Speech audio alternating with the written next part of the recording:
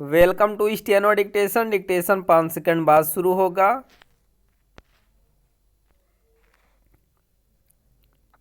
Start.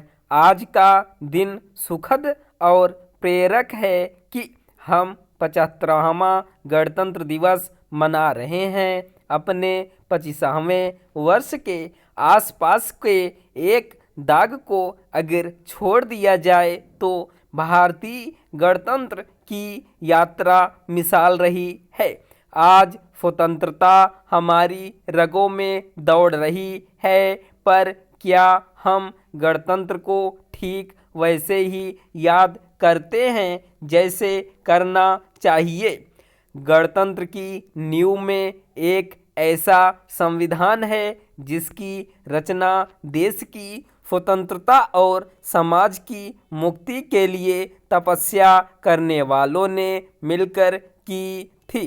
कुल 17 सत्रों में संविधान सभा की बैठकें हुई थीं और 114 दिन तो केवल मसौदे पर विचार हुआ था।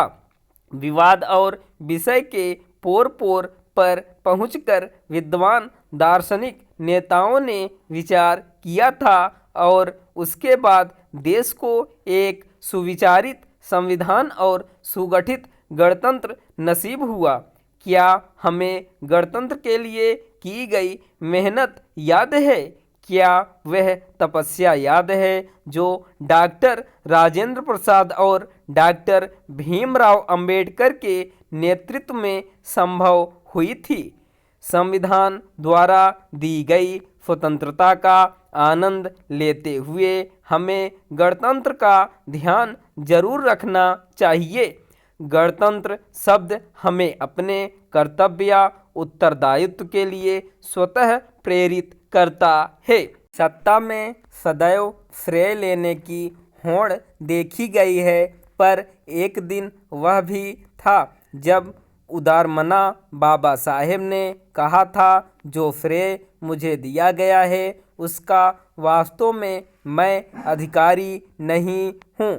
उसके अधिकारी श्री BN राव भी हैं, जो इस संविधान के सांविधानिक परामर्शदाता हैं। बाबा साहेब यही नहीं रुके थे, उन्होंने कहा था, सबसे अधिक श्रेय इस संविधान के मुख्य मसौदा लेखक श्री SN मुखर्जी को है। बहुत ही जटिल प्रस्तावनाओं को सरल से सरल भाषा में रखने की उनकी योग्यता की बराबरी बहुत मुश्किल से मुमकिन हो सकती है।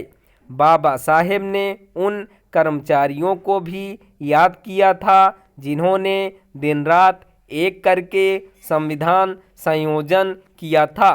वह दुनिया कितनी समृद्ध थी, कितने विशाल हृदय थे लोग जो न्याय, स्वतंत्रता, समानता और बंधुत्व पर देश की नींव रख रहे थे। आज हर सभा में हाँ में हाँ मिलाने वाले मिल जाते हैं, पर अपनी संविधान सभा में ऐसा कोई नहीं था। हम भूल गए हैं, पर बाबा साहेब ने याद किया था कि संविधान के मसौदे को KV Kamath, doctor PS Deshmukh, Shri Sidhva, professor Saxena, KT Shah, Pandit Hridaynath Kunzru और पंडित ठाकुरदास भार्गव ने आलोचना से कैसे तलवार की धार पर चलाया था, तो कैसे आह्लाद कृष्णास्वामी अय्यर और TT कृष्णमाचारी मसौदे के बचाव में पूरी विद्वता के साथ बार बार उतर आते थे। राजेंद्र प्रसाद की अध्यक्षता को देश कैसे भूल सकता है? इतना अच्छा संविधान लिखने के बावजूद बाबा साहेब ने कह ही दिया था, मैं समझता हूँ कि संविधान चाहे जितना भी अच्छा हो, यदि उसे कार्यान्वित करने वाले लोग बुरे हैं तो वह निस्संदेह बुरा हो जाता है। दरअसल यही वह कसौटी है जहां हमें स्वयं को परखना चाहिए। बेशक गणतंत्र की नींव में सराबोर त्याग और संविधान रचना में शामिल रही विभूतियाँ यदि हमारे ध्यान में रहेंगी तो हम भटकने से बचेंगे। विरल टेलीफोन के दौर से हम कृत्रिम बुद्धिमत्ता के दौर में आ गए हैं। देश के सामने चुनौतियों का अंबार है, पर आज भी संविधान ताकत है। ध्यान रहे, भारतीय गणराज्य की नैतिकता का स्तर ऊंचा है, इसलिए हमें दुनिया में कुछ ज़्यादा कड़ाई से परखा जाता है। हमारे लिए चुनौती है कि हम गणतंत्र को अपने नैतिक बल से खींचते चलें। स्टॉप।